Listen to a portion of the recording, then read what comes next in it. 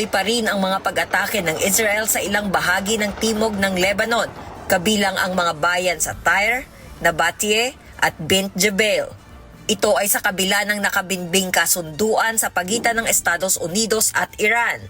Itinuturing ang sitwasyon sa Lebanon bilang isa sa mga pinakamalaking hamon sa tagumpay ng kasunduan dahil nagbabala ang Iran na ang mga panibagong pag-atake ng Israel at ang patuloy nitong presensya sa teritoryo ng Lebanon ay maaaring ituring na paglabag sa kasunduan. Una nang nagpaalala si Trump sa malapit nitong kaibigan na si Israeli Prime Minister Benjamin Netanyahu na maging maingat pagdating sa mga operasyong militar nito sa Lebanon. Tiniligsa din ni Trump ang pinakahuling pag-atake ng Israel sa Beirut kung saan pinasabog nito ang isang apartment building para targetin ang ilang pinaghihinalaang kasapi sa grupong Hezbollah. Sa kabila nito, kinilala pa rin ni Trump si Netanyahu bilang isang mabuting pinuno.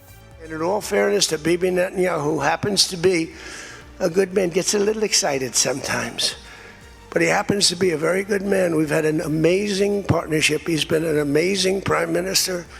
Muli rin itong nagpaalala sa Israeli leader na maghinay-hinay sa mga aksyon laban sa Lebanon. I say you can do a little softer touch, Bibi. You don't have to knock down a building every time somebody walks into it that's from Hezbollah. Naniniwala rin ang US President na bagamat mahalaga na mahinto ang sigalot sa Lebanon, isa lamang aniya ito sa maliit na bahagi para sa mas malawak na pagsisikap na maibalik ang kapayapaan sa gitnang silangan.